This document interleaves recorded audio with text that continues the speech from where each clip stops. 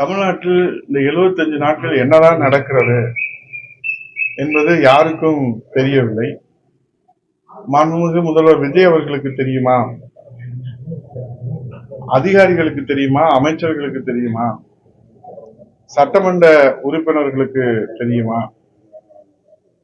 அல்லது மக்களுக்காவது தெரியுமா என்றால் சந்தேகம்தான் நமக்கு எழுகிறது. சரி, எதிர்கட்சிகளாவது தொடர்ந்து சுட்டிக்காட்டுகிற அந்த விஷயங்களையாவது முதல்வர் விஜய் அவர்கள் எடுத்துக்கொள்கிறாரா என்று பார்த்தால் அதுவும் சந்தேகம்தான் எழுதுகிறது. ஆகவே இன்றைக்கு தமிழ்நாட்டிலே கொழுந்து விட்டு பற்றி எரிகிற பிரச்சனைகளாக பல பிரச்சனைகள், சட்டம் ஒழுங்கு பிரச்சனை, பெண்கள் பாதுகாப்பு, போதைப்பொருள் நடமாட்டம், மின்சார வெட்டு, லாக்அப் டெத் மரணங்கள், பயிர்க்கடன் தள்ளுபடி, யதார்த்தமாக சிறு தவறு நடந்துவிட்டது, தவறு செய்தவர்கள் யாராக இருந்தாலும் நடவடிக்கை எடுப்போம் என்று கடந்து சென்று விடுகிறார்கள் விஜய் கட்சிக்காரர்கள். ஆனால் ஒன்றை மட்டும் அவர்கள் தவறாமல் செய்து கொண்டே இருக்கிறார்கள். முதல்வர் விஜய் எப்படி செய்தார்கள் பார்த்தீர்களா?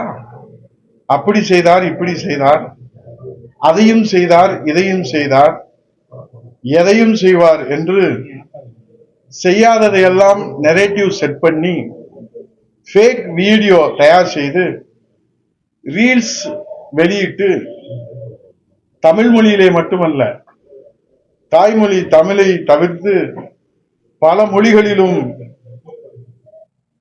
ரீல்ஸ் வெளியிட்டு இன்ஃபுளுன்சர்களை வைத்துக் கொண்டு விஜய் பிம்பத்தை கட்டமைப்பதை தவிர தாவேக அரசு இந்த 75 நாட்களிலே வேறு எந்த வேலையும் செய்ததாக நமக்கு தெரியவில்லை.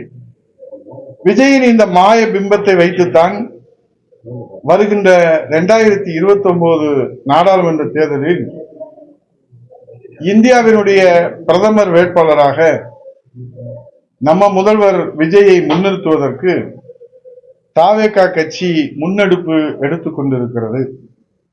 டெல்லியிலே இருப்பவர்கள் உடனடியாக விழித்துக் கொள்ள வேண்டும் என்பது எச்சரிக்கையாக இருக்கிறது. இதை நான் சொன்னால் நம்ப முடியாமல் தான் உங்களுக்கு இருக்கும்.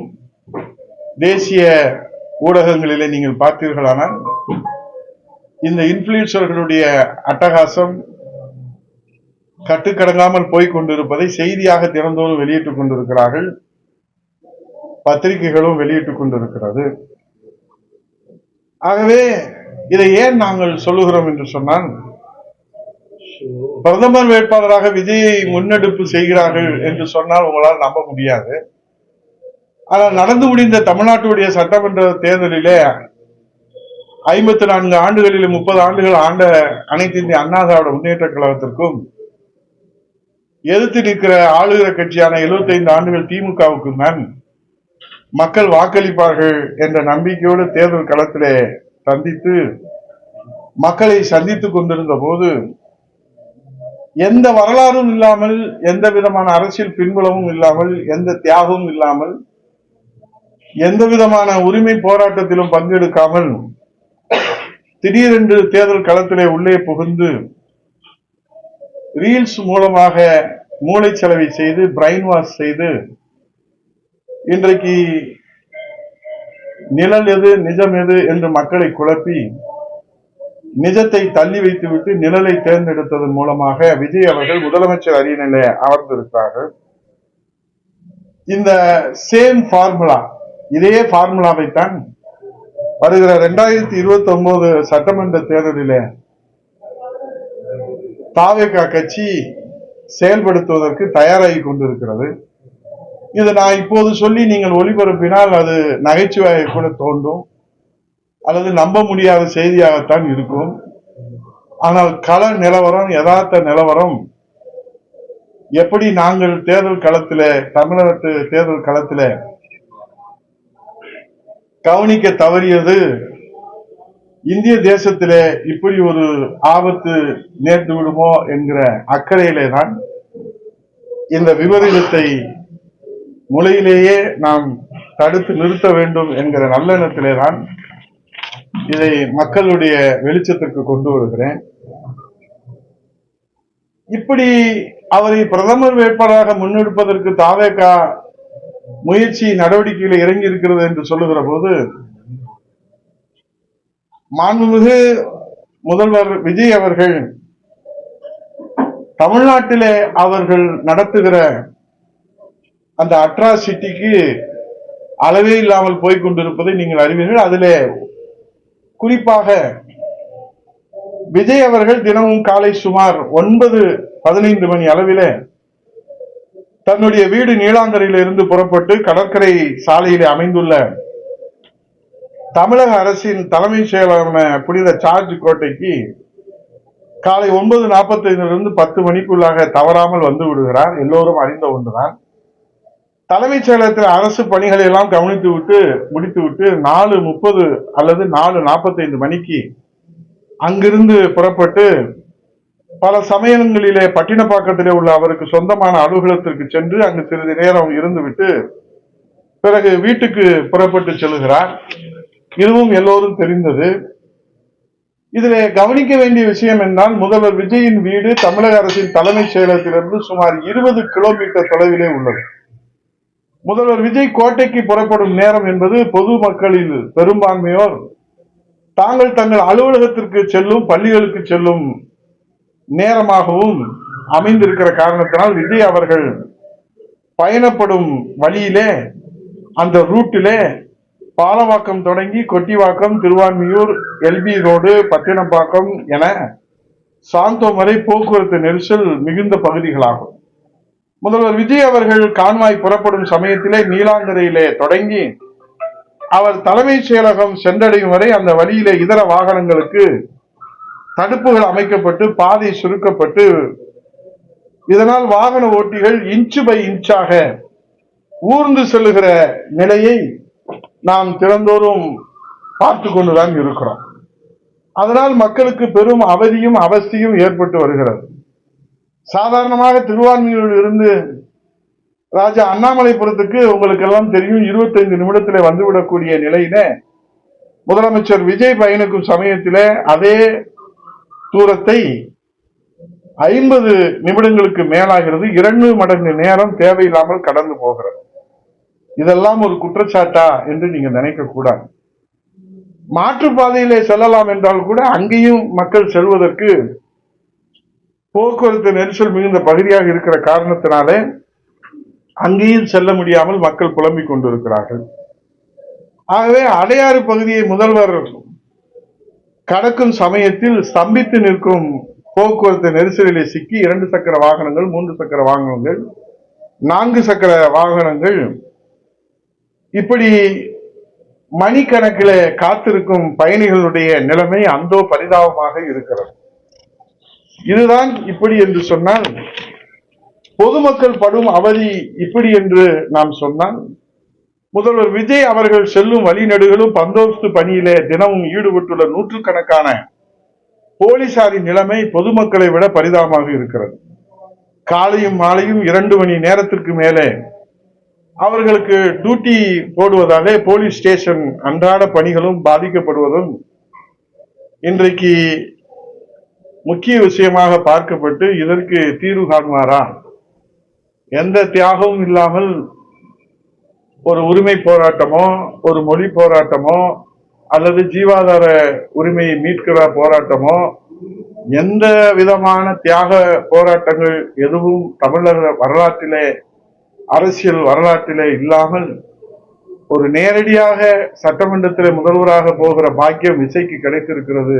ஆகா, எவ்வளவு பெரிய செல்வாக்கு என்று புகழ்கிற அதே நேரத்திலே இப்படியும் முதல்வர் ஆகலாம் என்று எல்லோருக்கும் ஒரு ஏக்கத்தை உருவாக்கி இருக்கிற விஜய் அவர்கள் நாளை பிரதமர் வேட்பாளராக முன்னிறுத்தப்பட்டால் என்ன நடக்கும் என்பதை மக்களின் யூகத்திற்கே நான் விட்டுவிடுகிறேன். இன்றைக்கு ஒவ்வொருவரும் மக்களுடைய சேவைக்காகத்தான் சட்டமன்ற உறுப்பினராக தேர்ந்தெடுக்கப்பட வேண்டும் என்று தேர்தல் களத்தில் நின்று வெற்றி பெறுகிறார்கள். அப்படித்தான் இன்றைக்கு 6 சட்டமன்ற ராஜினாமா செய்த சட்டமன்ற உறுப்பினர்கள் எம்எல்ஏவாக வர வேண்டும் என்று தேர்தலில் நின்று இரட்டையில வென்று சட்டமன்ற உறுப்பினராகி அவர்களுடைய வாக்களித்த மை காய் முன்பாக ராஜினாமா செய்திருக்கிறார்கள். எதற்காக ராஜினாமா செய்திருக்கிறார்கள்? மீண்டும் எம்எல்ஏ ஆவதற்காக ராஜினாமா செய்திருக்கிறார்கள்.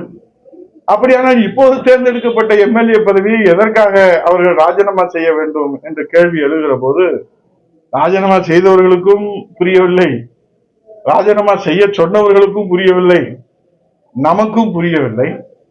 அப்படி அவர்களுக்கு மீண்டும் விஜய் அவர்கள் சீட்டு கொடுத்து மக்களை சந்திக்க சென்றால் மக்கள் என்ன நினைப்பார்கள்? இப்போதுதானே உங்களை எம்எல்ஏவாக தேர்ந்தெடுத்தோம், மீண்டும் அதே எம்எல்ஏ பதவிக்கு வந்திருக்கிறீர்களே, என்ன காரணம் என்று மக்கள் கேட்க மாட்டார்களா?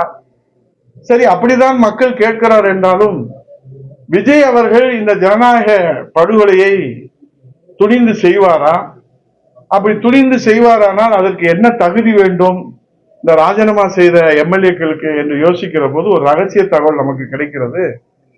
மிக விரைவில் வெளியாக இருக்கிற ஜனநாயக திரைப்படம், நம்ம முதல்வர் ஜோசப் விஜய் அவர்கள் நடித்த ஜனநாயக திரைப்படத்தினுடைய டிக்கெட்டை அதிகமாக ராஜினாமா செய்த எம்எல்ஏக்கள் யார் பொதுமக்களிடத்தில் விற்பனை செய்கிறார்களோ அவர்களுக்குத்தான் தேர்தலில் போட்டியிடுகிற டிக்கெட் கிடைக்கும் என்கிற ரகசிய தகவலும் வெளியாகி இருக்கிறது. இதிலே முதல் பரிசை யார் பெறுவார்கள் என்கிற போட்டியும் ராஜினாமா செய்த 6 பேர்களிடத்தில் ஏற்பட்டிருப்பதாக செய்திகள் வருகிறது. ஆகவே அவர்கள் கள்ள விலையிலே விற்பார்களா நல்ல விலையிலே விற்பார்களா என்பது நமக்கு தெரியாது. ஆனால் அதிகமான ஜனநாயக ஜோசப் விஜய் முதல்வர் நடித்த அந்த படத்தினுடைய டிக்கெட்டை ராஜினாமா செய்த 6 சட்டமன்ற உறுப்பினர்களே அதிகமாக யார் விற்று கொடுக்கிறார்களோ அவர்களுக்கு டிக்கெட் கிடைப்பதற்கு வாய்ப்பு இருப்பதாக செய்திகள் வருகிறது. ஏனென்றால் ஒரு அமைச்சரே சொல்லுகிறார், நான் அமைச்சர் பதவிக்கு முதலமைச்சரிடத்தில் லீவு கேட்டிருக்கிறேன். ஏனென்றால் ஜனநாயக திரைப்படம் ஜோசப் விஜய் அவர்கள் வெளியிடுவதால் கட் அவுட் கட்ட வேண்டிய கடமை எனக்கு காத்திருக்கிறது. ஆகவே நான் முதலமைச்சரிடத்தில் லீவு கேட்டிருக்கிறேன் என்று இந்த கொடுமையெல்லாம் நாம் எப்படி சகித்துக் கொள்வது, எப்படி பொறுத்துக் கொள்வது? நாட்டை ஆளுகிற முதலமைச்சர், அவருடைய திரைப்படத்திற்கு நாட்டை ஆளுகிற அமைச்சர் இன்றைக்கு அமைச்சர் பதவிக்கே லீவு என்று சொன்னால் இதை எப்படி நாம் கடந்து போவது என்று நமக்கு தெரியவில்லை. இதிலே முக்கியமாக இந்த 75 நாட்களிலே இந்த ஆட்சியினுடைய முறைகேடுக்கு பல சாட்சிகள் இருந்தாலும் ஒரு பானை சோற்றுக்கு ஒரு சோறு பதம் என்பதை போல பழனி கோயில் நில விவகாரம், கோயில் சொத்து 100 கோடி தனியாருக்கு 2 கோடிக்கு தாரை வார்க்கப்பட்டிருக்கிறது. இது ஒரு சாதாரண நிர்வாக தவறு என்று அவர்கள் கடந்து போகிறார்கள். ஆனால் உண்மையிலேயே மிக துல்லியமாக திட்டமிட்டு நடத்தப்பட்ட ஒரு ஹீஸ்ட், அதாவது ஒரு கொள்ளை, அதுதான் நடந்திருக்கிறது. ஜூலை 2ஆம் தேதி 2026 அறநிலைத்துறை தக்கார் பெரும் மதிப்புக்குரிய மாரிமுத்து அவர்கள் கடிதம் எழுதுகிறார்கள். பழனி கோயில் இணை ஆணையர் ஜேசி மாரிமுத்து, இந்த நிலத்திற்கு நான் தான் தக்கார், நீதிமன்ற உத்தரவு இருப்பதால் இதை யாருக்கும் பத்திரப்பதிவு செய்யக்கூடாது என்று சார் பதிவாளருக்கு ஆட்சேபனை கடிதம் எழுதுகிறார் ஜூலை 2ஆம் தேதி. ஆனால் ஜூலை 3ஆம் தேதி 2026 தனியார் தரப்பு நிலப்பதிவு ஆவணங்களை சார் பதிவாளர் அலுவலகத்திலே தாக்கல் செய்கிறது. அதே நாளிலே ஆட்சேபனை கடிதம் எழுதிய இணை ஆணையர் மாரிமுத்துவை தற்காலிகமாக பதவி உயர்விலே சென்னைக்கு மாற்றுவதற்கான கோப்பு உத்தரவை அறநிலையத்துறை ஆணையர் 3ஆம் தேதி பிறப்பிக்கிறார்கள். அதே ஜூலை 6ஆம் தேதி 2026 திட்டமிட்ட விடுப்பு முறைகேடான பத்திரப்பதிவு அது அரங்கேறப்படுகிறது. அதாவது பணியிலே இருந்த வழக்கமான சார் பதிவாளர் விடுப்பிலே செல்ல உத்தரவு பிறப்பிக்கப்படுகிறது. கொடைக்கானலில் இருந்த ஜஸ்டிஸ் மணிகண்டன் என்கிற சார் பதிவாளர் ஒரு நாள் பொறுப்பாக வரவழைக்கப்பட்டு ரூபாய் 100 கோடி மதிப்புள்ள இடம் தனியாருக்கு 2 கோடிக்கு முறைகேடாக பதிவு செய்யப்படுகிறது. ஜூலை 9ஆம் தேதி மீண்டும் பத்திரப்பதிவு முடிந்த 3வது நாளிலே இணை ஆணையர் மாரிமுத்துவின் பதவி உயர்வு ஆணை முறைப்பட்டு அமலப்படுத்தப்பட்டு அவர் சென்னைக்கு மாற்றப்படுகிறார்கள். ஜூலை 14-15 2026 இந்த விவகாரம் வெட்ட வெளிச்சத்துக்கு வந்ததை தொடர்ந்து திட்டமிட்டு விடுப்பு கொடுத்து மாற்று அதிகாரி மூலம் இந்த மோசடி நடத்தப்பட்டுள்ளது என உயர்நீதிமன்றம் கடும் கண்டனம் தெரிவித்ததோடு இந்த மோசடி பத்திரப்பதிவை ரத்து செய்யப்படுகிறது என்று தீர்ப்பு வழங்குகிறார்கள். ஆகவே மிக துல்லியமாக திட்டமிட்டு நடத்தப்பட்ட இந்த கொள்ளைக்கு தார்மீக பொறுப்பேற்று இந்து சமயத்துறை அமைச்சர் ரமேஷ் அவர்கள் பதவியிலிருந்து நீக்கப்படுவாரா? ஊழலே இல்லாமல் முறுக்கு விற்பதிலே முறைகேடு என்று முறுக்கி பேசிய ரமேஷ் அவர்கள் தலையிலே முக்காடு போடுகிற வகையிலே முழித்துக் கொண்டிருக்கிற போதே வெளியே புதுங்கிற வகையிலே இந்த 100 கோடி ரூபாய் சொத்து அபகரிக்கப்பட்டிருக்கிறது.